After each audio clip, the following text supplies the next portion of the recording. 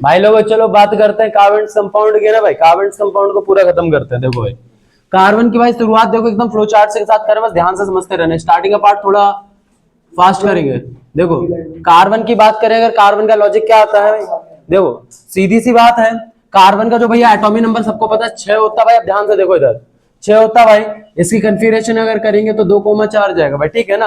अब इसका दो ऑप्शन होते हैं भैया ऑक्टेट पूरा करने के लिए, या तो ये 4 इलेक्ट्रॉन लेगा या 4 इलेक्ट्रॉन देगा भाई। या तो 4 इलेक्ट्रॉन एक्सेप्ट करेगा या 4 इलेक्ट्रॉन देगा, ठीक है भैया। चलो मान लेते हैं इसने 4 इलेक्ट्रॉन ले लिए, ठीक है। वैसे इन पे कभी आज तक सवाल बना तो है नहीं, लेकिन फिर भी लॉजिक समझने के लिए देख लो। या तो 4 इलेक्ट्रॉन लेगा ऑक्टेट पूरा करने के लिए, या 4 इलेक्ट्रॉन छोड़ेगा भाई, ठीक है। अब बात करते कैसे परेशान हो यार।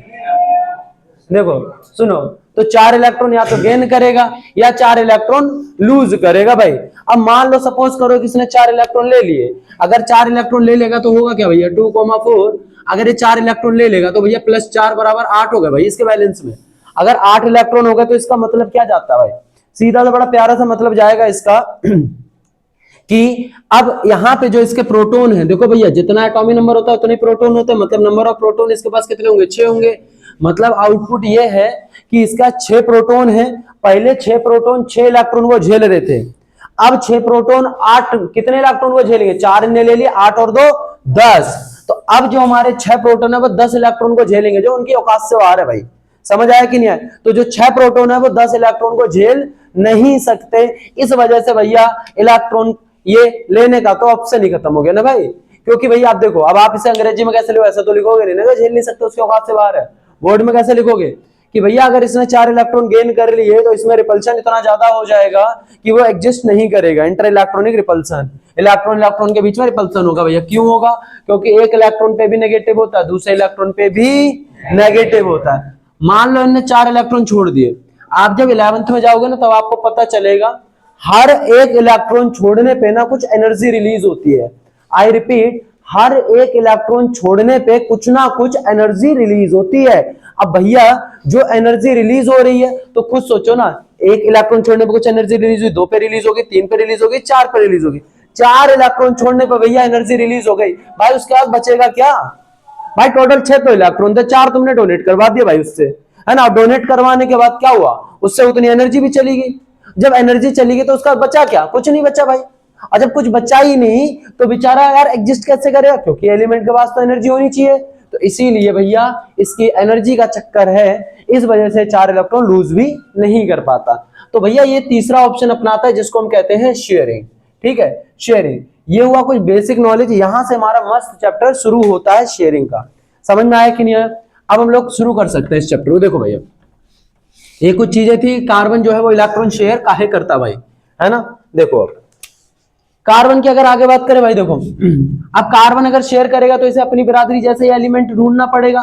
तो भैया देखो जैसी हालत कार्बन की है 2,4 करके, वैसे ही हाइड्रोजन की भी है भैया। कैसे है हाइड्रोजन की, देखो भैया एक ही इलेक्ट्रॉन होता है, या तो एक इलेक्ट्रॉन ले ले या एक इलेक्ट्रॉन छोड़ दे। एक के बारे में क्यों सोच रहा भाई, क्योंकि देखो 2 इलेक्ट्रॉन का डुप्लेट पूरा करता है कि नहीं करता, तो भैया उसे डुप्लेट पूरा करना है, इस वजह से उसे 2 इलेक्ट्रॉन की जरूरत है। क्लियर हुआ। तो करेगा क्या, ध्यान से देखना भैया। तो ये अपने बिरादरी जैसा आया, हमेशा कार्बन का बैलेंस इलेक्ट्रॉन ही बॉन्डिंग में पार्टिसिपेट करता है, ठीक है बेटा। कार्बन का बैलेंस इलेक्ट्रॉन ही बॉन्डिंग में पार्टिसिपेट करता है। अब ध्यान से देखना, कार्बन के बैलेंस शेल में कितने इलेक्ट्रॉन है, 4। कितने इलेक्ट्रॉन है, 4। तो आपने 4 इलेक्ट्रॉन बना लेने, 1 2 3 4 बना लिए भैया 4 इलेक्ट्रॉन। अब ऐसे ही 4 मतलब हाइड्रोजन का 1 इलेक्ट्रॉन बना दिया। लेकिन भैया एक बात बताओ, यहां हाइड्रोजन का तो जुगाड़ हो गया लेकिन कार्बन का तो जुगाड़ नहीं हुआ ना। तो देखो क्या हुआ, जैसे कैसे जुगाड़ हो गया, देखो हाइड्रोजन को 2 इलेक्ट्रॉन चाहिए थे, मिल गए 2 इलेक्ट्रॉन, मिल गए कि नहीं मिल गए। लेकिन भैया जो कार्बन हाइड्रोजन है, इस हाइड्रोजन को एक हाइड्रोजन ये एक हाइड्रोजन ये, क्यों भैया 4 हाइड्रोजन लाने पड़े। क्योंकि एक बात बताओ यार, ये तो मतलब ही वाली बात हो गई ना यार, हाइड्रोजन का पत्ता सेट हो गया, कार्बन का हुआ नहीं हुआ। तो इस वजह से हमने क्या किया, इसे प्रॉपर पत्ता सेट करा दिया। इसका यहां से भी देखो सारे हाइड्रोजन का पत्ता सेट है। अब जरा इस बड़े वाले गुल्ले को देखो, देखो कार्बन के हो गए 8 इलेक्ट्रॉन, गिनवाएं क्या, 1 2 3 4 5 6 7 8। तो भैया कार्बन के कितने इलेक्ट्रॉन हो गए, 8 हो गए पूरे के पूरे। मतलब कार्बन भी जिंदगी में खुश है और हाइड्रोजन भी अपनी जिंदगी में खुश है।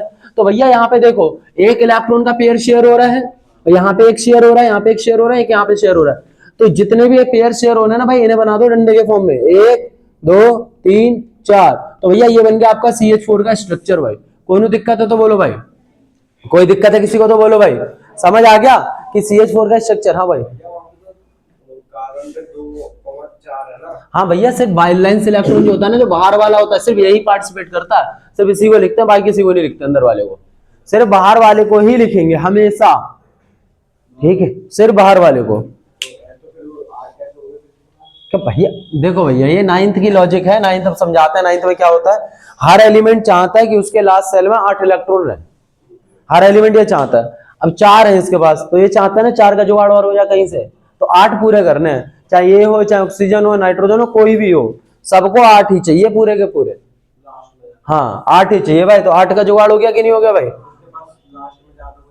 भैया तो छोड़ देगा, तीसरे सेल में चला जाएगा, तो तीसरे सेल में 8 जाएंगे भाई। कोई दिक्कत तो बताओ भाई, कोई दिक्कत नहीं ना भाई? बढ़िया भाई। अब इसके बाद हमारा एक टॉपिक आता है, इसके अंदर क्या, वर्साटाइल नेचर। अभी इस पे हम डिटेल से बात करेंगे, इसे कहते हैं इलेक्ट्रॉन डॉट स्ट्रक्चर, ठीक है भैया जी। इस पे भी हम आगे जाके डिटेल से बात करेंगे दोबारा से। अब देखो, अब मैं बात करता हूं बेटा इलेक्ट्रॉन डॉट वर्साटाइल नेचर पे। क्वेश्चन भाई बोर्ड में आता है इसके बारे में कि वर्साटाइल नेचर को एक्सप्लेन करो कार्बन के वर्साटाइल नेचर को एक्सप्लेन करो भैया। वर्साटाइल का मतलब होता है जब एक चीज के बहुत सारे फंक्शन हो। आई रिपीट, जब एक चीज के बहुत सारे फंक्शन हो उसे कहते हैं वर्साटाइल नेचर। जैसे मान लो भाई, अब तुम ही देख लो भाई, तुम किसी के दोस्त भी हो, किसी के बेटे भी हो, किसी के भाई भी हो भाई, तुम्हारे बहुत सारे नेचर हो गए कि नहीं हो गए भाई? तो इसे कहते हैं कौन सा नेचर, वर्साटाइल नेचर। तो कार्बन जो है ना भाई, वो वर्साटाइल नेचर शो करता है। इसके 4 रीजन है, ऐसे की तरह सुन लो, बोर्ड में लिख पाओ ताकि बाकी नॉलेज वाइज भी समझा रहे हैं। देखो भाई, पहला जो हो गया बेटा इसका, वो हो गया कैटिनेशन। आई रिपीट, जो पहला भैया कैटिनेशन। अब सवाल ये उठता है कि ये कैटिनेशन क्या होता है भैया? सीधा सा मतलब है कैटिनेशन का, अपने ही एलिमेंट के साथ जुड़ना, लंबी चेन बनाना, कैटिनेशन कहलाता है। I repeat, self linking property. Carbon के पास एक खास प्रॉपर्टी होती है कि वो अपने ही एलिमेंट के साथ लंबा जुड़ सकता है, इस प्रॉपर्टी को कहते हैं कैटिनेशन, ठीक है भैया। एक कार्बन अपने ही उसके साथ इन्फिनाइट चेन बना सकता है, इसे कहते हैं कैटिनेशन। 3 टाइप का होता है बेटा, एक होता है स्ट्रेट, एक होता है ब्रांच, एक होता है बेटा रिंग। स्ट्रेट का मतलब तो समझ गए, ब्रांच का मतलब इन्हीं 4 कार्बन को आप ऐसे करके दिखा दो, ब्रांच हो गया। अगर रिंग की बात करें तो इन्हीं को ऐसे दिखा दो। तो भैया ऐसे करने का तरीका हो सकता है कि नहीं हो सकता?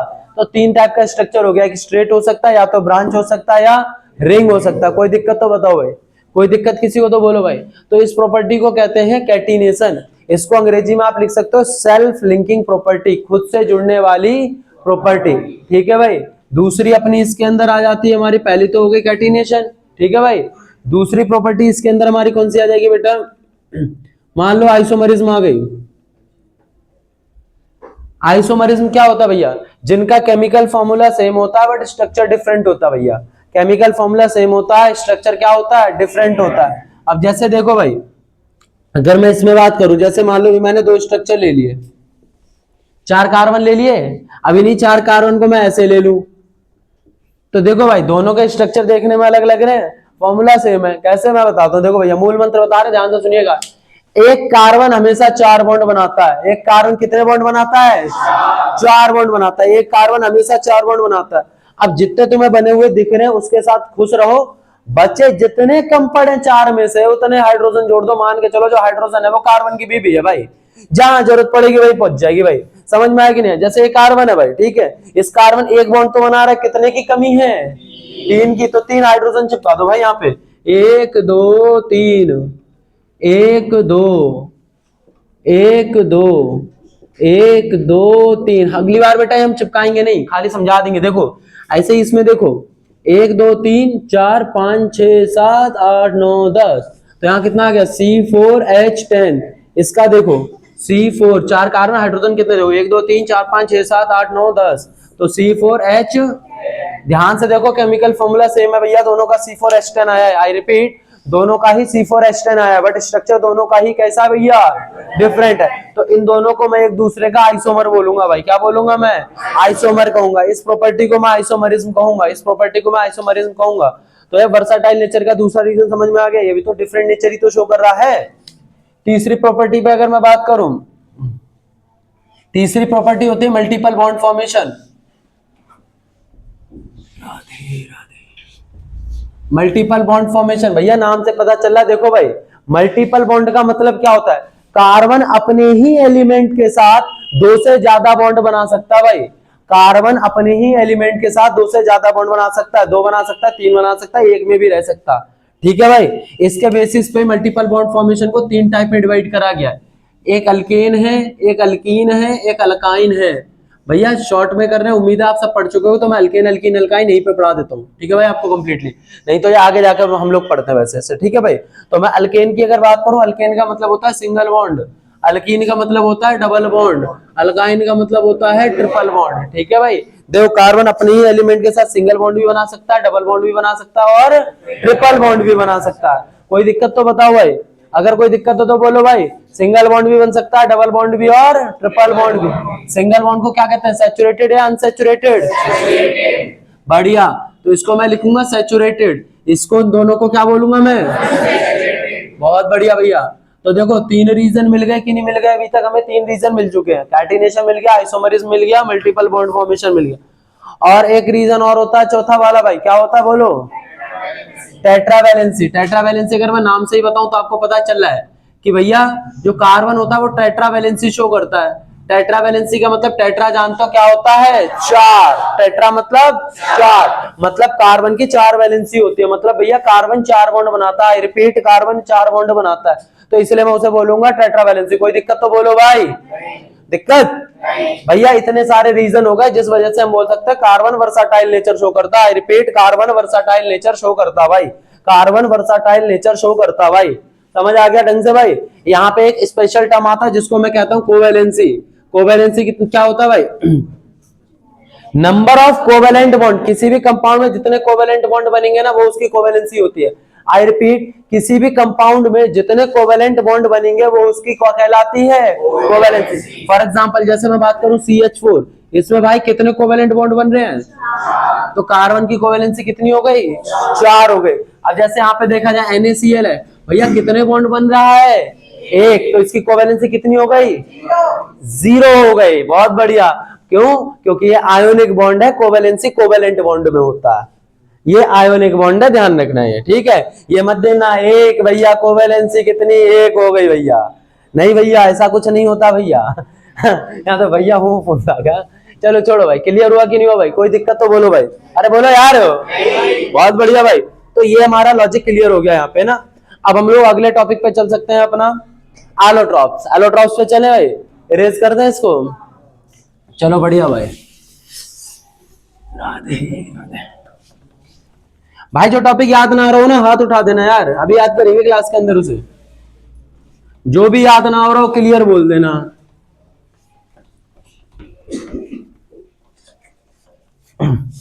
देखो भाई अगला टॉपिक हमारा क्या था भाई? एलोट्रॉप्स था भाई, ध्यान से देखना जरा।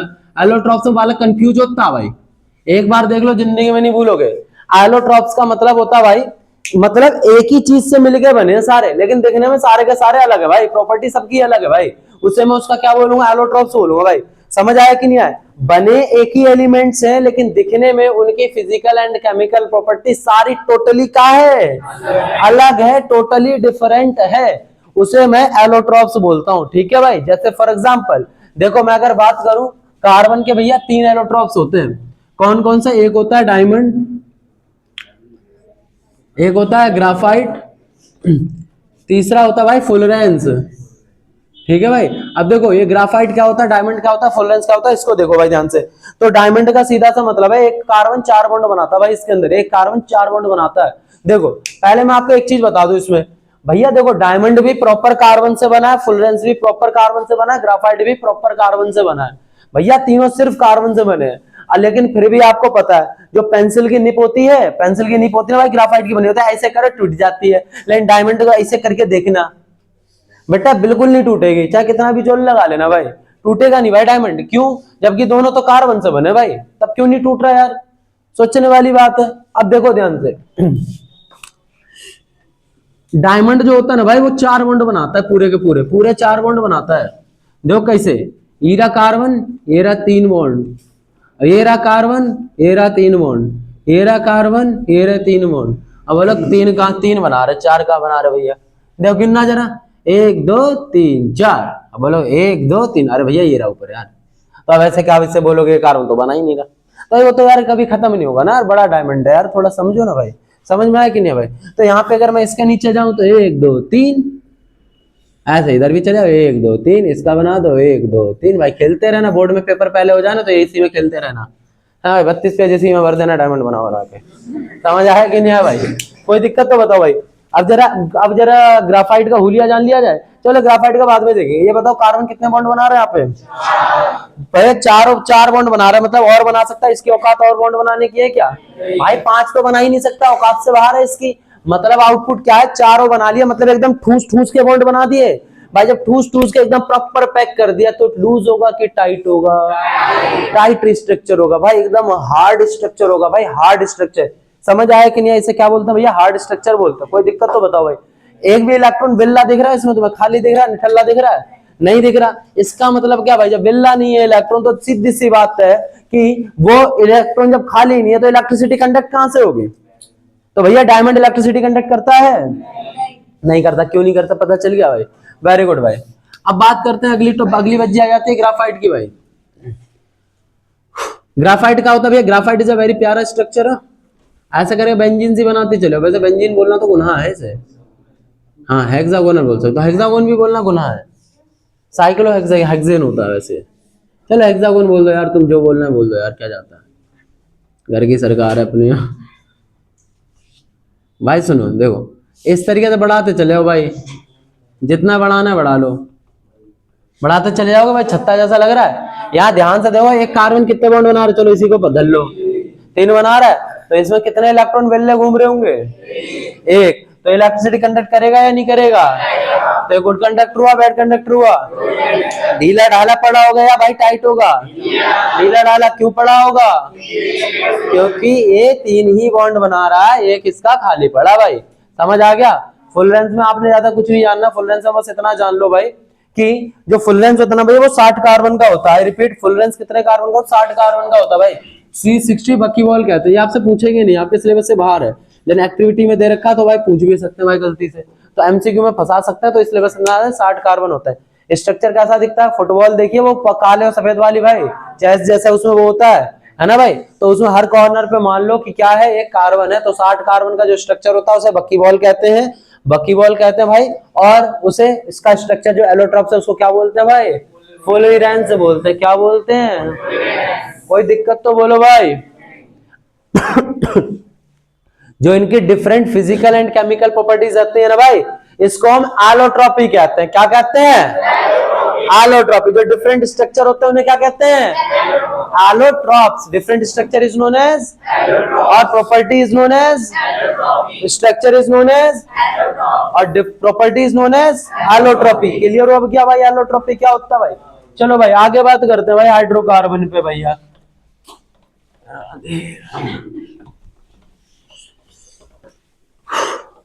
हाइड्रोकार्बन नाम से क्या पता चल रहा? हाइड्रोकार्बन भाई,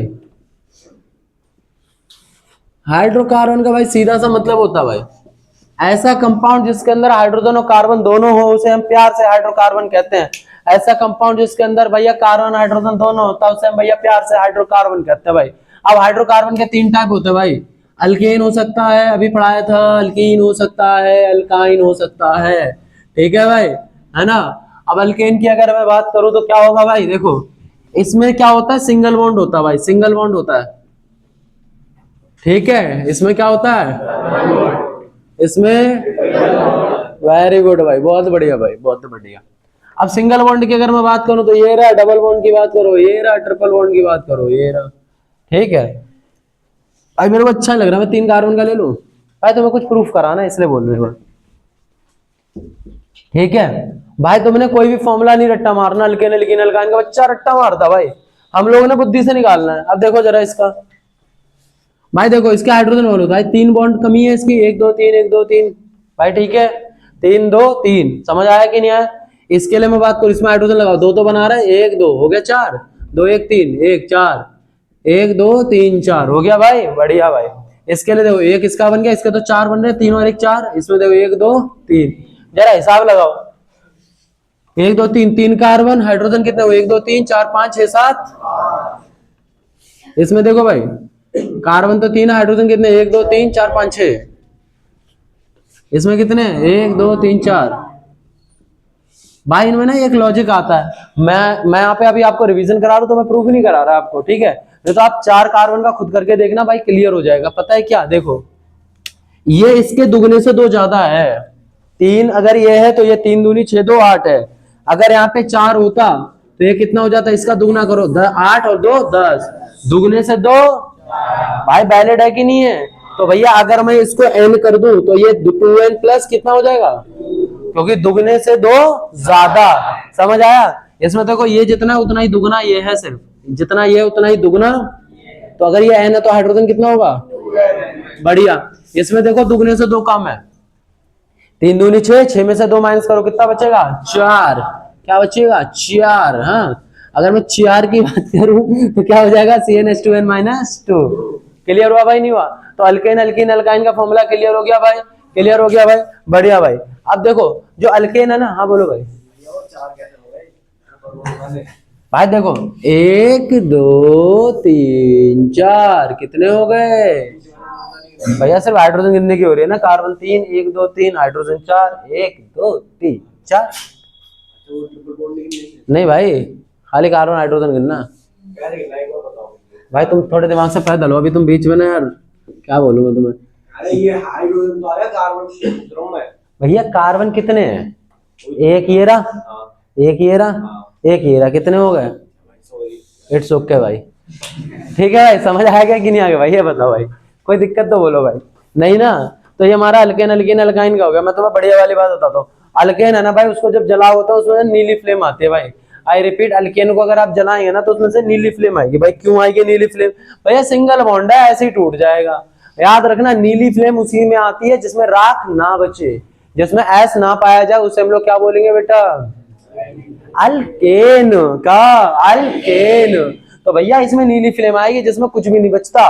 अल्कीन और अल्काइन को जब आप जलाओगे ना तो भैया देखो उसमें ना पीले कलर की आग निकलती है, फ्लेम जो है भैया कैसी निकलती है, पीली फ्लेम निकलती है, ठीक है भाई, पीली फ्लेम निकलती है, उसमें राख भी बचते है। जैसे लकड़ी है, लकड़ी को अगर आप जलाते हो तो बेटा क्या होता है, पीली फ्लेम आती है कि नहीं आती है, और लास्ट में राख भी बचती है, नहीं बचती, राख बचती है। हाँ भाई कोई दिक्कत तो बोलो भाई। तो अल्केन अल्कीन अल्काइन समझ आ गया भाई, चले आगे। और इसमें क्या बचता है भैया दोनों में ही यार राख बचती है भैया, क्या कर रहे हो यार, नहीं आया। सुनो भाई आगे बात करते हैं हम, किसमें, जो बेटा है कि नीली अल्केन में भाई, घर जाके इसको देख लेना भाई। एग्जाम्पल मांग रहे हो क्या, एग्जाम्पल आपके जो एलपीजी गैस हो गई, मीथेन की गैस हो गई, इन सब में भाई नीली फ्लेम आती है भाई, ठीक है। मतलब ये समझ लो जब सब्सटेंस पूरी तरीके से जल जाता है ना तो उसमें आती है नीली फ्लेम, और अगर थोड़ा बहुत भी कुछ जल बच जाए, अगर वो पूरी तरीके से नहीं जल पाया तो उसके अंदर आएगी पीली फ्लेम। समझ आया भाई, अभी तक जितना पढ़ा है इसमें से पूरा किस किस को समझ आ गया, रेज योर हैंड भाई, भाई सीरियसली पूरा पूरा आया ना, वाह यार 100% स्टन, बढ़िया यार। चलो आगे बात करते हैं भाई। अरे फेक वाले हाथ किसमें थे भाई, कसम चढ़ा के पूछे क्या भाई, साइंस की कसम है, तुम्हें बताओ भाई फेल हो जाओगे अगर झूठ बोला। बताओ किस किस को समझ आ गया जितना पढ़ा है, अभी भी सबके हाथ उठ गए भाई, सही है यार, मतलब सच में समझ आ रहा है। मैथ की चढ़ाई क्या बोर्ड में हाथ में मारना ब्लर हो रहा है है, अरे कोई बात नहीं, उन दो आ जाओ इधर सुनो। तो कार्बन कंपाउंड क्लियर हो गया भाई आपको, है ना। इसके बाद हम आगे बात करें, अगर इसमें बेटा अगला टॉपिक आता है अपना होमोलोगस सीरीज। भाई इसके डेफिनेशन पूछते हैं तो जरा ध्यान से देखना यार इसको। डेफिनेशन तो आप लोग नोट्स में एक बार रीड कर ही लोगे, मैं आपको मतलब समझा रहा हूँ क्या होता है भाई। देखो होमोलोगस सीरीज ये होता है कॉन्जिक्यूटिव, अगर आप 2 या 2 से ज्यादा कंपाउंड ले रहे हो तो उनके बीच का गैप जो है CH2 का होना चाहिए, गैप CH2 का होना चाहिए। भाई एकदम साइंस वाली बुद्धि मत चलाओ, एकदम गांव वाली बुद्धि लगाओ। देखो भाई कैसे, मान लो मैं यहाँ पे ले लूं C4H10 ले लूं, ठीक है भाई, मुझसे बोला गया इसका होमोलोगस कंपाउंड लिखो, ठीक है भाई। तो मेरे को एकदम गवार वाली बुद्धि लगानी है, कैसे, 4, मैंने क्या बोला, CH2 जोड़ दो, क्या जोड़ दो, CH2 जोड़ दो। 4 कार्बन है, एक जुड़ गया, कितना कार्बन, बढ़िया। 10 हाइड्रोजन है, 2 जोड़ दो, कितना, ये लो भाई, हो गया C5H12, इसका होमोलोगस हो गया। अगले पे आ जाओ, इसका होमोलोगस बनाओ, C6H, समझ में आया कि नहीं आया? हाँ भैया, जो कंपाउंड है उसमें CH2 जोड़ दो बस। ये रहा 4 कार्बन, एक कार्बन जोड़ दिया, 5 कार्बन हो गए। हाइड्रोजन 10 है, 2 हाइड्रोजन जोड़ दिया, 12 हो गए। तो ऐसे करें, CH2 जोड़ते चले हो जी भैया। CH2 लिख तो दिया यार ऊपर कि CH2 आपका पूरा का पूरा क्या करते जाना है, ऐड करते जाना है। समझ आ गया भाई? अब इसमें मेन लॉजिक हमारा क्या आता है कि जैसे ये रहा हमारा कंपाउंड और ये रहा ये कंपाउंड, ये दोनों एक दूसरे कौन से कंपाउंड है, होमोलोगस कंपाउंड है कि नहीं है भाई? होमोलोगस कंपाउंड है। समझ में आ गया? नहीं आया? वेरी गुड भैया। इन दोनों में CH2 का गैप थोड़ी है, ये इसके साथ होमोलोगस है, इसके साथ ये है, ये दोनों आपस में नहीं है। क्यों? इधर 4 कार्बन, इधर भैया 2 का गैप आ गया ना, तो नहीं हुआ। समझ आया कि नहीं आया? तो 2, इसके लिए अंग्रेजी में एक वर्ड आता है, मैथ की भाषा में कहते हैं कॉन्जिक्यूटिव। कॉन्जिक्यूटिव का मतलब होता है लगातार। जो लगातार कंपाउंड है उनमें CH2 का गैप होना चाहिए, तो उसे मैं बोलूंगा बेटा होमोलोगस कंपाउंड। भाई क्या बोलूंगा मैं उसे? कंपाउंड। बहुत बढ़िया भैया। इसमें ना कुछ लोग ऐसा ही बोल देते हैं, जैसे CH2 है, अब CH2 को भाई मैं क्या लिख सकता हूँ, 14 AMU लिख सकता हूँ। कैसे लिख सकता हूँ, देखो, कार्बन का मास 12, हाइड्रोजन का मास मुझे पता है 1 होता है, यहाँ हाइड्रोजन है कितने, तो 2 एकम, तो टोटल वजन कितना हो गया। तो आप चाहो भाई तो ये भी लिख सकते हो कि या तो 2 कंपाउंड में CH2 का गैप आए, या 2 कंपाउंड में 14 AMU का गैप आए, 14 का मास का गैप आए, तो उसे मैं क्या बोलूंगा, होमोलोगस कंपाउंड। और उस पूरी कॉन्जिक्यूटिव सीरीज को मैं बोलूंगा homologous series. Homologous series compound को मैं बोलूंगा होमोलोगस कंपाउंड, पूरी सीरीज को मैं क्या बोलूंगा बेटा, होमोलोगस सीरीज। कोई दिक्कत तो बताओ भाई? होमोलोगस सीरीज समझ आ गया कि नहीं आ गया भाई? फंक्शनल ग्रुप सेम होना चाहिए भाई। हाँ नहीं आया? हाँ भाई देखो, ये रहा कंपाउंड, ये वाला नहीं आया। भाई सुनो, कार्बन का मास 12 होता, हाइड्रोजन का 1 होता है। हाँ बेटा 9th में पढ़ाया गया है, तो अभी के लिए तुम इसे याद ही कर लो, और मैं कुछ नहीं बोल सकता। ये 9th है। देखो बेटा, ये चैप्टर ना बिना 9th के आपको आ नहीं सकता, बिना बेसिक के। ठीक है भाई? समझ आया कि नहीं आया? तो 9th के बिना तो भाई भूल जाओ इसे। ये तो फिर भी बहुत छोटा मोटा, 9th में आपने बड़े बड़े कंपाउंड का मॉलिक्यूलर मास भी कैलकुलेट किया होगा। हाँ भाई, हाँ भाई, चलो आ जाओ। कोई दिक्कत तो बताओ भाई? दिक्कत तो क्लियर कर दो भाई बता, अभी तो बताया कार्बन का मास 12 होता है, हाइड्रोजन का 2 होता है। क्या कर रहे हो यार? तो जाहिर सी बात है, कैसी हरकतें कर रहे हो यार तुम यार? मतलब इतना सिंपल सिंपल यार वो है, अभी हमने बताया कि 9th का है वो पूरा का पूरा, है ना? ठीक है भाई, समझ आया कि नहीं आया? देखो भाई, कुछ मास है इसमें बस कार्बन हाइड्रोजन ऑक्सीजन सबकी जरूरत पड़ेगी। मेनली कार्बन हाइड्रोजन की जरूरत पड़ती है। कार्बन का 12 होता है, हाइड्रोजन का 1 होता है। 1 होता है, 2 हाइड्रोजन है, तो 1 हाइड्रोजन का 1 हो गया, तो 2 हाइड्रोजन कितना हो गया, 2, तो 12 और 2 14। क्लियर हो गया? बढ़िया भाई। होमोलोगस सीरीज समझ आ गया भाई, है ना? समझ आ गया ना भाई? इसमें पता क्या पूछते हैं, मैं बताता हूँ आपको। जैसे आपको 2 या 4 कंपाउंड दे देंगे, मान लो आपको दे दिया, इससे ने कुछ भी दे दिया, ए दे दिया, बी दे दिया, बोलेंगे सी का सी, और ऐसा करके यहाँ पे कुछ दे दिया। ठीक है? और उसके बाद आपको यहाँ पे दे दिया, हेलो सुनो ध्यान से भाई, सी 10 दे दिया, एच मान लो 22 दे दिया। अभी आपसे पता क्या बोलेंगे, जो ये ए बी सी डी है, ये जो पूरी है, ये पूरी सीरीज है, होमोलोगस सीरीज है। अब आप एबीसीडी की वैल्यू पता करो। तो भैया देखो, इसमें से CH2 माइनस करोगे ये आ जाएगा, इसमें से माइनस करोगे ये आ जाएगा, इसमें माइनस करोगे ये आ जाएगा, इसमें माइनस करोगे ये आ जाएगा। भाई इस तरीके से हमारा पूरा सीरीज बनके तैयार हो जाएगा भाई। ये बहुत हाई लेवल हो गया भाई, इससे ज्यादा पूछेंगे नहीं आपके स्कूल वाले। आपके स्कूल वाले 2-3 कंपाउंड तो देते हैं कम से कम। भैया इसमें से CH2 माइनस करो भाई, 10 कार्बन है तो 9 बचेगा भाई, हाइड्रोजन 22 है तो 2 क्या भैया, ये लिखा हमने हिंदी में लिख दिया, ये रहा CH2। ठीक है भाई? कोई दिक्कत तो बताओ भाई? कोई दिक्कत नहीं भाई? समझ आया कि नहीं आया? बहुत बढ़िया भाई।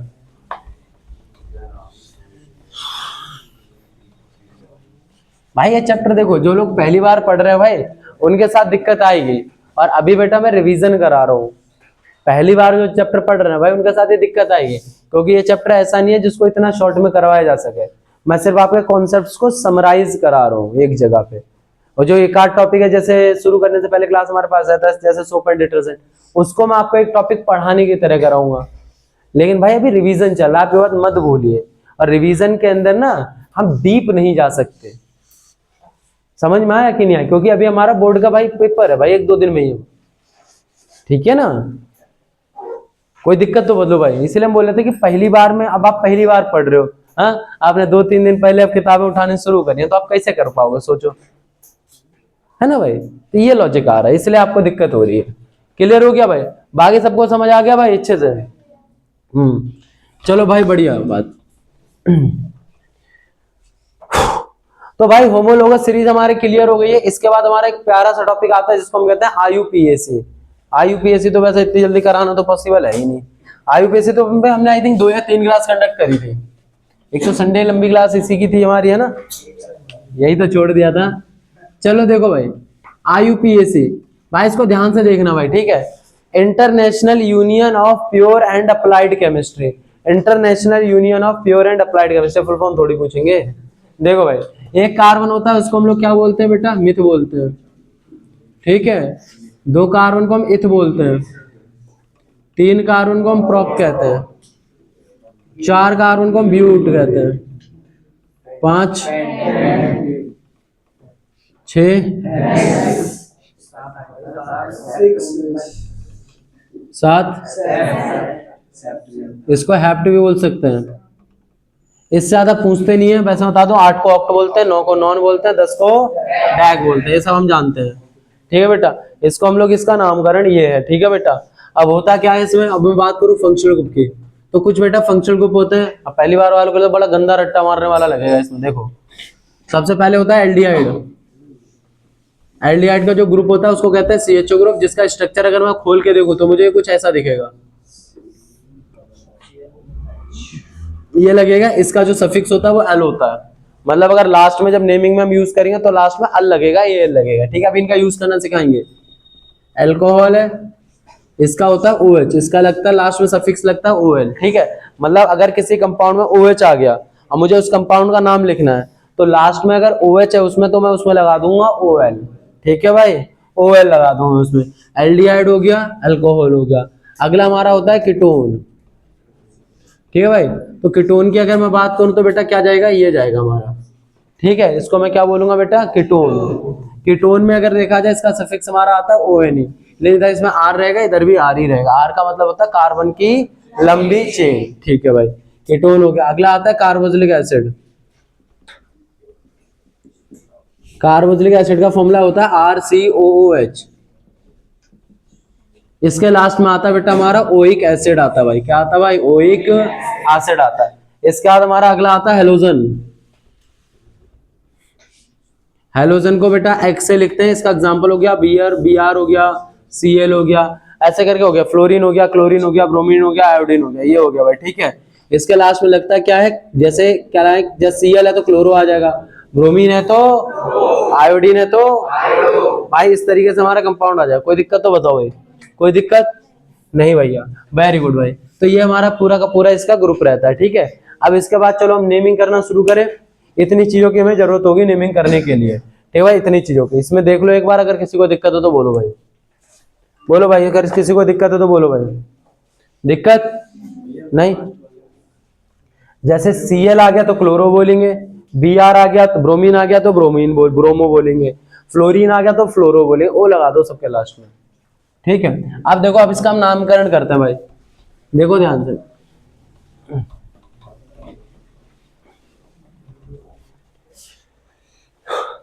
देखो भाई लोगों, सीधी सी बात है इसमें। जैसे मान लो हमारे पास अगर ये कंपाउंड आ गया, अभी सीधा सा समझो मेरे को इसका नाम कैसे लिखना है। तो भैया नाम लिखने का ना एक पैटर्न होता है। सबसे पहले हम लिखते हैं सफिक्स, ध्यान से देखना भाई। सबसे पहले हम लिखते हैं प्रीफिक्स,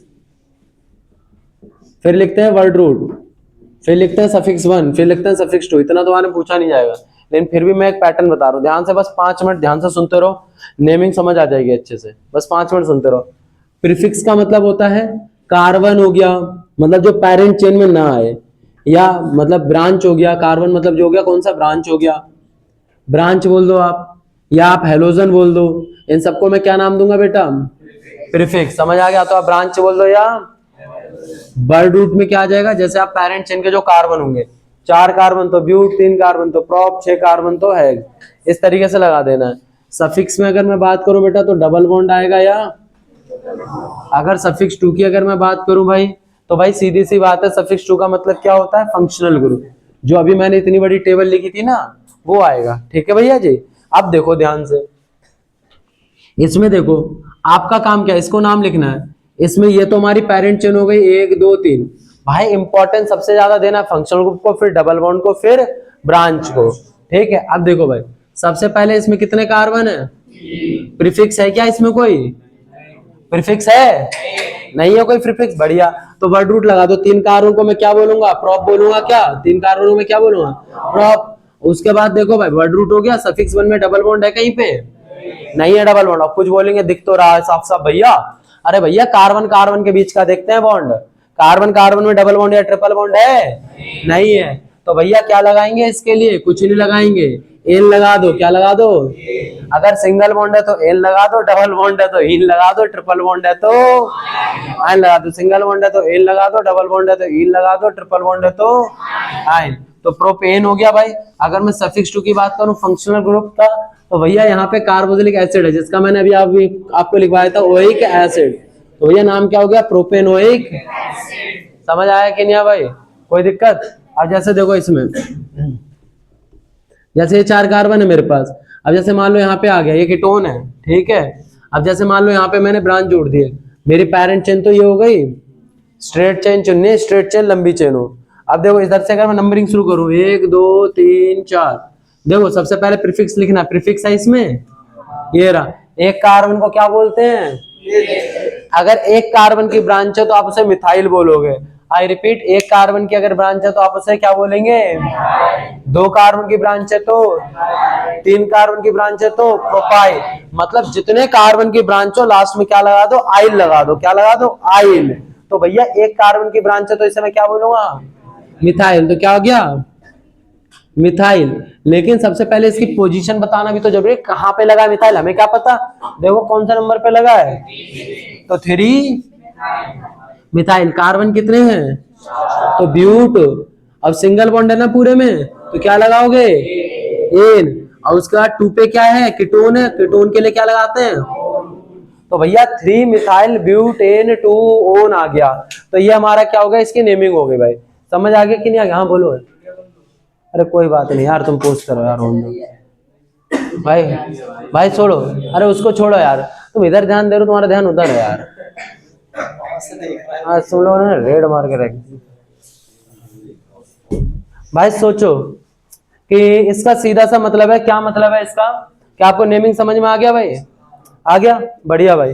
तो नेमिंग आई थिंक आपको अच्छे से क्लियर हो गई होगी कि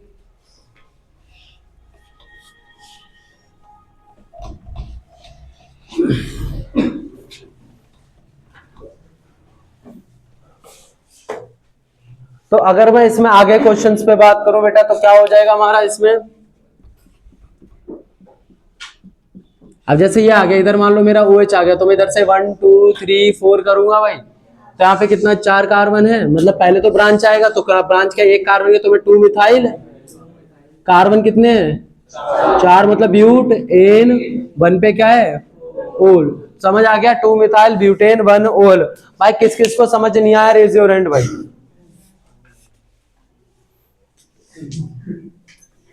बढ़िया भाई। देखो सिर्फ 1 2 वालों को हाथ उठाइए भाई, भाई जिन्होंने कार्बन कंपाउंड अभी नहीं पढ़ा। तुम लोग को नेमिंग हम आज रात को 8 बजे आ जाना, तब हम तुम दोनों को नेमिंग करा देंगे आप लोगों को। ठीक है भाई, 8 बजे आ जाना, ठीक है भाई, है ना, तब आप लोगों को करवा देंगे शाम को। ठीक है, अभी हम आगे बात करें बेटा। तो नेमिंग को मैं, जिन लोगों को रूल्स पता है सारे, उन सबके लिए मेरे हिसाब से अच्छे से समझ में आ गया हो कि मैं कहना क्या चाहता हूँ यहाँ पे। क्लियर हो गया भाई, चलो बढ़िया। हाँ अब मैं आगे बात करता हूँ।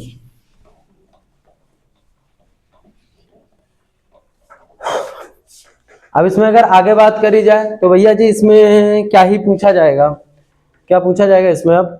हाँ अब लास्ट में इसमें खाली केमिकल प्रॉपर्टीज बचती हैं इसकी, बाकी पूरा का पूरा इंट्रो वाला पार्ट हो गया है, मतलब आगे का पार्ट हो गया, केमिकल प्रॉपर्टीज बचे हैं इसकी। केमिकल प्रॉपर्टीज करना शुरू करें। केमिकल प्रॉपर्टीज में बेटा हम ज्यादा आपको नहीं कराएंगे, डायरेक्ट रिएक्शन में आपको लास्ट टाइम पूरा याद कराया था लॉजिक से। ठीक है भैया, अभी बात करते हैं, सबसे पहले हमारा आ जाता है कंबशन। क्या आ जाता है? कंबशन। अब कंबशन की अगर मैं बात करूं भाई तो क्या होगा, सबसे पहले हमारा क्या होता है बेटा, कोई भी अल्केन ले लो, अल्कीन ले लो, अल्काइन ले लो, कोई भी चीज है, जैसे मान लो CH4 है, अगर मैं इसे O2 के प्रेजेंस में जलाऊं तो क्या बनेगा बेटा, CO2 बनेगा प्लस H2O बनेगा प्लस लाइट मिलेगा। इसको मैंने आपको प्रॉपर समझाया था भाई, प्रॉपर समझाया था मैंने आपको, माचिस की तिल्ली जला के दिखाया था, याद है? माचिस की तिल्ली से पानी पीछे की साइड आ रहा था, तो भैया CO2 H2O लाइट तीनों बनेगा। तो मुझे नहीं लगता इसे याद करना मुश्किल काम है। क्यों? बचपन से आपने एक चीज पढ़ी है कि ऑक्सीजन की प्रेजेंस में ही कोई भी चीज जलती है। विदाउट ऑक्सीजन क्या कोई भी चीज जल सकती है? क्या नहीं जल सकती? विदाउट ऑक्सीजन जल सकती है? नहीं जल सकती। तो भैया जलने के लिए ऑक्सीजन की जरूरत होती ही होती है। समझ आया कि नहीं आया भाई? तो इसीलिए देखो, ये मेरा वो चीज है जिसको मेरे को जलाना है, इसमें मैं O2 डाल दूं, ठीक है, प्रोडक्ट में CO2 मिलेगा, H2O मिलेगा और साथ में लाइट मिलेगा। समझ आ गया भाई? भाई सेट हो गया दिमाग में? आप लॉजिकल सोचो कि क्या क्या चीजें चाहिए जलाने के लिए, ठीक है। दूसरा हमारा रिएक्शन आ जाता है इसमें ऑक्सीडेशन रिएक्शन। आ गई ऑक्सीडेशन में बेटा, हमने क्या आपको सीधा अल्केन बताया था? अल्केन सॉरी अल्कोहल बताया था? अल्कोहल था कि नहीं था? अगर अल्कोहल का हमने ऑक्सीडेशन किया था, रिएजेंट हमने आपको कैसे याद कराया था? चार कमीने थे। हाँ नहीं बेटा, कमीनो था, खाली कमीने थे, खाली कमीने थे, कमीनो कमीनो कमीनो KMNO4। समझ में आया कि नहीं आया? एक और याद कराया था, काला कौआ। कितने थे काले कौए? 2 थे। तो भैया देखो, K4 काला, क्रो क्रो, CRO क्रो कौआ, K2 CR2O7 में से कोई भी एक यूज कर लेना, हम KMNO4 यूज कर लेते हैं। मैं देखो हमने आपको बताया था अगर आप दारू पियोगे तो आपको एसिड की उल्टियां होंगी, और भाई केमिस्ट्री में एक ही एसिड पाया जाता है, कौन सा एसिड? Carboxylic acid. तो अगर अल्कोहल का ऑक्सीडेशन करेंगे तो क्या मिलेगा? भैया देखो लॉजिक, प्रोडक्ट कैसे बनाना ध्यान से सुनना। यहाँ कितना कार्बन है? तो 2 कार्बन का एसिड बना दो, बस बात खत्म करो। समझ आया कि नहीं है? 2 कार्बन का अगर अल्कोहल है तो 2 कार्बन का क्या बना दो? एसिड बना दो। क्लियर हुआ कि नहीं हुआ भाई? अगर यहाँ पे 3 कार्बन आ जाए तो भाई डालो कमीनों को, और इसमें भाई कमीने लोग होते हैं जो दारू पीते हैं, ऐसा कुछ बोल सकते हैं भाई? कितने कार्बन दिख रहे हैं तुम्हें यहाँ पे? अरे 2 ही बन गए क्या? ये लो 3 हो गए, 3 कार्बन हो गए, तो 3 कार्बन का एसिड बना दो। कोई दिक्कत तो बताओ भाई? भाई बन गया 3 कार्बन का एसिड। अगर कोई दिक्कत हो तो बोलो भाई। क्या? हाँ मतलब हीट वीट तो रहेगी यार, मैं आपको सिर्फ कमीनों को रिएजेंट याद कराना चाहता था। समझ में आया कि नहीं है भाई? कोई दिक्कत तो बताओ भाई? कोई दिक्कत? तो भाई दोनों रिएक्शन याद हो गए आपको, ऑक्सीडेशन भी याद हो गए, कंबशन भी याद हो गए। अगली रिएक्शन आती है सब्स्टिट्यूशन।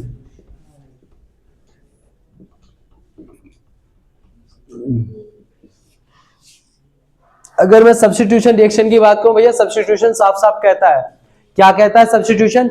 एक को हटाओ, उसकी जगह दूसरे को सब्स्टिट्यूट कर दो। समझ आया कि नहीं आया? एक को हटा के उसकी जगह किसको लगा दो? दूसरे को लगा दो, तो उसे क्या कहते हैं? सब्स्टिट्यूट कह देते हैं। अब जैसे मान लो ये CH4 है, अगर मैंने इसमें Cl2 डालना है, तो देखो भैया 4 हाइड्रोजन है, एक हाइड्रोजन जगह चिपका दो Cl, तो क्या बन गया? CH3Cl। यहां से आपने क्या, 4 हाइड्रोजन थे, यहाँ पे कितने आए? 3, मतलब एक हाइड्रोजन कम हो गया।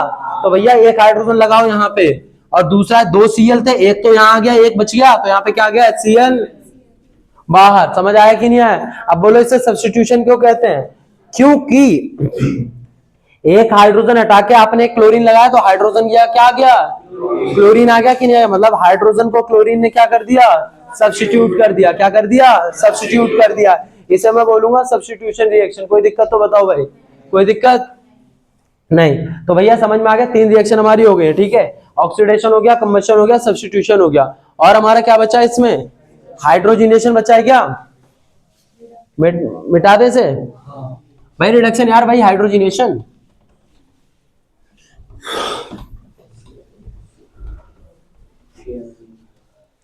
देखो जैसे हमें पता है इसके अंदर होता क्या है मेनली हमारा, देखो भाई सीधी सी बात है, हमारा अल्कीन होता है स्टार्टिंग में, ठीक है, ठीक है।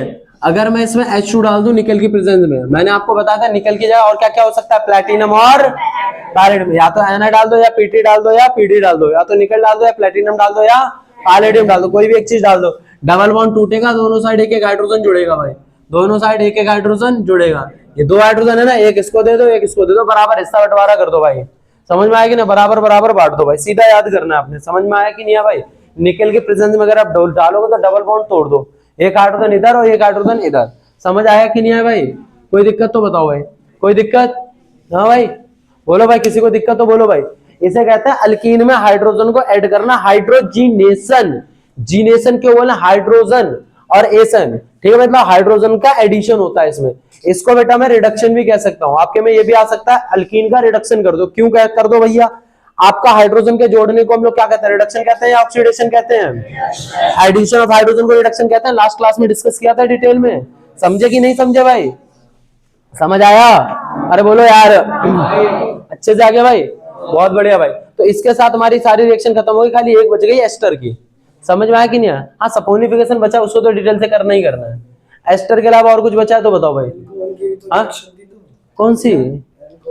अल्कोहल की तो कराई थी अभी एसिड में कन्वर्ट करके। अच्छा वो बता तो रहे हैं एस्टर का। अच्छा सुनो भाई, देखो, अच्छा सुनो सुनो सुनो, तुम्हें समझ में आ जाएगा, एक मिनट रुको जरा। देखो, जैसे एक हमारे पास अल्कोहल हो गया, अल्कोहल में आप एसिड डाल दो, डाल दिया, किसकी प्रेजेंस में डालते हैं? H2, यही था ना। इसकी प्रेजेंस में इसको हीट कर दो, क्या कर दो बेटा? हीट कर दो। तो भैया ये क्या बनेगा? देखो भाई सीधी सी बात है, यहाँ HOH बाहर करो, HOH, देखो बच्चा क्या भाई, ड्राइंग बनाने का, CH3 CH3 CO, यहां से बाहर हो गया, ये वाला वो तो बच गया, O C2H5। तो इसको बेटा मैं प्यार से कहता हूं एस्टर। भाई ऐसे अगर ऐसे याद करोगे तो कभी याद नहीं होगी भाई, ठीक है? ऐसे याद हो कभी याद नहीं होगा। एस्टर का मतलब होता है परफ्यूम। देखो भाई, परफ्यूम भाई स्वीट स्मेलिंग कंपाउंड यार, इसी से बनता है। अब इसे याद कैसे करोगे भैया? कॉमन लैंग्वेज में याद करो। मान लो तुमने घर पे ना परफ्यूम बनाना भाई, तो क्या करो भैया? मान लो भाई पापा के पौवे में से थोड़ी सी दारू निकाल दी आपने भाई, ठीक है? उसके बाद भाई क्या करो, थोड़ी सी दारू ले ली, थोड़ा सा उसमें एसिड डाल दिया, वो चौमिन की दुकान से ले आया भाई, मतलब सिरका जो होता है ना भाई, जैसे सिरका कहता है सिरका, वो डाल दिया, थोड़ा सा डाल दिया भाई, उसको एकदम मस्त घोल दिया। घोलने के बाद उसमें 2 बूंद एसिड डाल दो अलग से, तो घर में तेजाब रखा होता है वो उसमें से वहां से निकाल लेना भाई, ठीक है? निकाल लिया भाई, और उसके बाद उसको मस्त गर्म कर दो। मस्त गर्म करने के बाद जो बचेगा भाई, उसे मैं क्या बोलूंगा? परफ्यूम बोलूंगा भाई। समझ आया कि नहीं?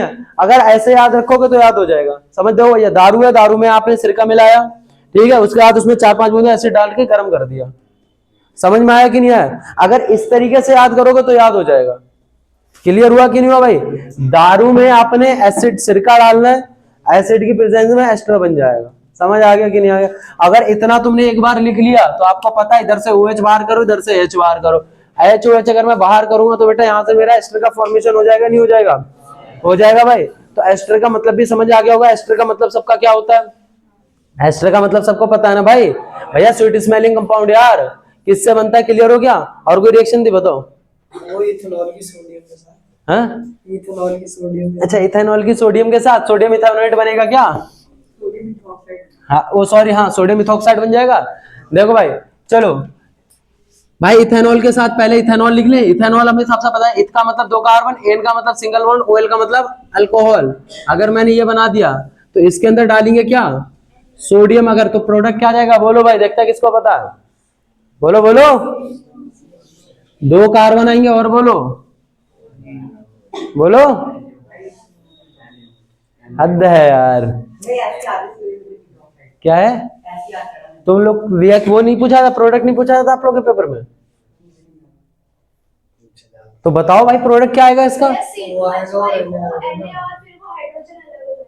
भाई देखो सीधी सी बात है यार, तुम क्या सोचो, अल्कोहल है, एसिडिक नेचर शो करता है, एसिड में आप मेटल डालो, क्या बनेगा? सॉल्ट और हाइड्रोजन गैस। भैया अल्कोहल न्यूट्रल शो करता है, हैं बेटा? देखो आप जब 11वीं में जाओगे ना, तब आपको पता चलेगा कि कोई भी चीज ना प्योर एसिड होती है ना प्योर बेस होती है। मैंने आपको लास्ट क्लास में एसिड बेस पढ़ाया था, तो मैंने इसके बारे में आपको थोड़ा सा आइडिया दिया था कि अगर pH 13 है तब भी वो एसिडिक प्रॉपर्टी शो करेगा, बोला था ना? तो भैया वहां पे क्या बोलोगे उसे? तो इसमें क्या बनेगा भाई? तो 2 कार्बन है, 2 कार्बन के साथ ONA चिपका दो, आपका क्या बनेगा? यही तो आएगा, यही आएगा ना। अब प्लस आपकी हाइड्रोजन गैस बाहर, सिंपल से लॉजिक है भाई। समझे कि नहीं समझे भैया? देखो Na को आप चिपका दो यहाँ पे, ये हाइड्रोजन बाहर, समझे कि नहीं समझे? और इसे बेटा मैं क्या बोल सकता हूं, मैं इसे रिडक्शन, वो सॉरी ऑक्सीडेशन भी बोल सकता हूं। क्यों? हाइड्रोजन बाहर निकल रहा है ना। समझ में आ रहा है कि नहीं आ रहा? तो बस इतना प्यारा सा लॉजिक है, इसके अलावा कुछ भी नहीं है। मैं रिपीट करता हूं, अल्कोहल में अगर आप Na डालेंगे तो आप एसिड और मेटल वाली रिएक्शन को शो कर सकते हैं। तो ये हमारा क्या हो जाए, सॉल्ट और, समझ आया कि नहीं आया? कोई दिक्कत तो बताओ भाई। अच्छा एक बात बताओ, बेस में अगर मैं मेटल डालूं तो क्या प्रोडक्ट बनता है? सॉल्ट और, सेम नहीं बन रहा। तो आपने अल्कोहल की एसिडिक और बेसिक प्रॉपर्टी से करना क्या है, समझे कि नहीं समझे? हाँ अब जैसे अल्कोहल में भी फर्दर कैटेगरी आ जाती है, प्राइमरी आ जाता है, सेकेंडरी, टर्शियरी, लेकिन ये सब अभी आपने नहीं जानना। 11th में होगा, बहुत डीप जाके पढ़ोगे। ऑर्गेनिक केमिस्ट्री एक अलग से केमिस्ट्री है, उसके अंदर बहुत डिटेल से पढ़ाया जाता है इसे। एसिडिक स्ट्रेंथ को, एसिडिक पूरा का पूरा टॉपिक है भाई, बड़े बड़े। समझ आ गया भाई? इसके बाद अपना टॉपिक बचता है इसमें सोप एंड डिटर्जेंट। देखो ध्यान से देखना भाई, इसको हम अभी आपको अभी के अभी याद करा देंगे। सो मतलब इसको देखो, सोप एंड डिटर्जेंट, बस थोड़ा बेसिक की तरह देखते रहना इसको, ध्यान से देखना, क्यों ये सबको समझ आ जाएगा और पेपर में ये पूछा जाता है। ध्यान से देखना, एकदम जीरो से देखना, एक बार शुरू से पढ़ा रहे हैं इसको। देखो भैया, सोप एंड डिटर्जेंट में ना आप सबसे पहले सोप को समझो। सोप का जो साबुन का फॉर्मूला होता है ना, ये सबको याद होना चाहिए, C17H35COONA होता है। ये फॉर्मूला होता है भाई, C17H35COONA होता है। ठीक है बेटा, इस वाले पार्ट को देखो मैं एक गोले से बना देता हूँ, इसको मैंने एक लंबी चेन बना देता हूँ। तो कार्बन है, उसको मैं लंबी चेन से भी ऐसे करके दिखा सकता हूँ। तो इसको अगर मैं ऐसे बनाऊं तो इसका स्ट्रक्चर कुछ ऐसे करके बनेगा। ये 17 कार्बन होंगे, कितने होंगे? इसको मैं बोलूंगा बेटा हेड, इसको मैं बोल दूंगा क्या, टेल। जो हेड है ना बेटा, ये आपका क्या होता है, ये आपका पानी से क्या करता है बेटा, प्यार करता है। क्या करता है? पानी से प्यार करता है। तो इसको मैं बोलूंगा क्या, हाइड्रोफिलिक। हाइड्रो मतलब पानी, ध्यान से सुनते रहना भाई। हाइड्रो मतलब पानी होता है, फिलिक मतलब प्यार होता है। हाइड्रो मतलब पानी, फिलिक मतलब प्यार। तो भैया ये पानी से प्यार करता है। अगर मैं टेल की बात करूं तो ये होता है हाइड्रोफोबिक, भैया पानी से नफरत करता है। क्यों करता है नफरत? लॉजिक समझो। ये कार्बन है ना, कार्बन कभी पानी में नहीं घुलना चाहता। समझ में आया कि नहीं है? कार्बन कभी भी पानी में घुलना नहीं चाहता, तो ये हमेशा दूर दूर रहेगा। और इसके बारे में अब एक चीज और मान लो, जो कपड़ा है ना बेटा, हमारे कपड़े मान लो तेल की बूंद गिर गई है, तो इसमें भी कार्बन होते हैं। इसको मैं ऑयल बोल दूं, ऑयल के पास भी क्या होते हैं? आप सुनना ध्यान से, जैसे कि देखो ये हमारा कपड़ा है, ध्यान से देखना बेटा, इसको मैं तेल की बूंद बोलूंगा। ठीक है, मान लो मैंने इसमें साबुन लगाया, साबुन लगाते ही ये जो तेल वाला पार्ट है ये ठहरा कार्बन वाला पार्ट, और ये भी ठहरा कार्बन वाला नीचे वाला। तो कार्बन कार्बन भाई एक दूसरे से प्यार करेंगे ना, एक ही बिरादरी के आ गए, सेम सेम आ गए। तो भैया इस तेल से ना वो जाके जुड़ जाता है भाई, इसको मैं नाम दूंगा प्यार से तेल, ऑयल। जुड़ गया भाई, ये इसका टेल हो गया, ये इसका हेड हो गया, ये हेड वाला ये वाला पार्ट हो गया। ठीक है भाई, अब सोचो ये इससे जाके ऐसे जुड़ जाएगा, ये ऐसे जुड़ जाएगा, मतलब चारों तरफ से तेल को घेर लेंगे भाई। उससे प्यार जो करते हैं, घेर लिया पूरी तरीके से। अब बोलोगे ये बाहर क्यों गया, ऐसे ही क्यों जुड़ा, ये सब फालतू की नौटंकी आपके दिमाग में आएगी। बेटा क्या बताए, ये पानी से प्यार करता है। क्या करता है? पानी से प्यार। भाई पानी से एकदम दिल वाला प्यार करता है भाई, पानी से। आपने कपड़े पे यहाँ तेल गिरी है, लेकिन जब कपड़े धोते तो यहाँ पूरे में तो पानी होता है कि नहीं होता? तो भैया देखो पानी के साथ चला गया, पानी के साथ चिपक गया, पानी के साथ चला गया। ये तो तेल के साथ जुड़ा हुआ था, दूसरा वाला पार्ट बेचारा किससे जुड़ा है? पानी से जुड़ा हुआ है, पानी से जुड़ा हुआ है ना। इनमें ये लव स्टोरी चली रही थी, उतने में तुम्हारे घर वालों ने इस पे ब्रश मार दिया। समझ आया कि नहीं आया? और ये झाग निकल के बाहर, इसी को हम झाग कहते हैं। जो ये बन के तैयार हुआ ना बेटा, इसी को बेटा मैं क्या बोलता हूँ? झाग बोलता हूँ। क्या झाग? झाग को अंग्रेजी में अगर मैं बोलूं तो क्या नाम दूंगा मैं इसे? मिसल। क्या बोलता हूं मैं इसे? मिसल। मतलब मिसल फॉर्मेशन होता है भाई। क्या होता है भाई? मिसल फॉर्मेशन होता है इसके अंदर। क्या होता है भाई? मिसल फॉर्मेशन होता है। इसको मैं नाम दूंगा मिसल। ठीक है भाई। अब कभी कभी पता क्या होता है, जो तेल है ना भाई, वो कपड़े से एकदम चिपक जाता भाई, एकदम भाई तगड़ा वाला प्यार कर लेता भाई उसके साथ। तो भाई मम्मी तो भाई केमिस्ट्री ज्यादा जानती है ना, तो वो गर्म पानी यूज करते हैं, बोलते हैं कपड़े को थोड़ी देर गर्म पानी में भिगा दो भाई। क्यों? गर्म पानी अगर डालोगे तो आपने हीट दे दी, हीट देगी तो वो थोड़ा थोड़ा टूट गया ना भाई। अब वो अगर धीरे धीरे टूट गया, उसी टाइम पे आपने ब्रश मार दिया, लपेट दिया, तो भैया वो तो छूट जाएगा, तेल की नहीं छूट जाएगा। तो ये लॉजिक आता है, इसलिए मम्मी बोलते हैं कि गर्म पानी में यूज करो। तो ये पूरा का पूरा सोप का काम हो गया, ठीक है भाई। इसके बाद इसमें दो टॉपिक आते हैं, ये हमारा पूरा सोप का फॉर्मेशन था। सोप के अंदर मिसल फॉर्मेशन होता है, फॉर्मूला C17H35CONA होता है। मिसल फॉर्मेशन कैसे होता है ये आपको पता होना चाहिए। समझ में आ कि नहीं आ गया भैया? इसके लिए भी एक रूम टेम्परेचर की हीट चाहिए होती है। वैसे नहीं ठंडे पानी में कपड़े धोगे कभी साफ नहीं होंगे, तो उसके लिए गर्म पानी चाहिए होता है थोड़ा सा। ये हो गया। इसके बाद अगर मैं डिटर्जेंट की बात करूं, डिटर्जेंट की फंक्शनिंग भी कुछ इसी तरीके से होती है, बट उसमें ना अमोनिया आ जाता है बेंजीन के साथ, NH3 आ जाता है, अमोनिया आ जाता है, तो वो थोड़ा आप चलो ठीक है मैं आपको एक होमवर्क देता हूँ छोटा। आपने सोप एंड डिटर्जेंट में डिफरेंस खुद देखने हैं कि सोप एंड डिटर्जेंट को थोड़ी बहुत तो बुक पढ़ने की आदत पड़नी चाहिए ना। मैंने आपको जनरल बता दिया, फंक्शनिंग दोनों की एकदम एक जैसी है। समझ आ गया कि नहीं आ गया भाई? इसी के साथ हमारा पूरा का पूरा चैप्टर खत्म होता है भाई। ठीक है भाई, उम्मीद है आप लोगों को सबको समझ आ गया होगा।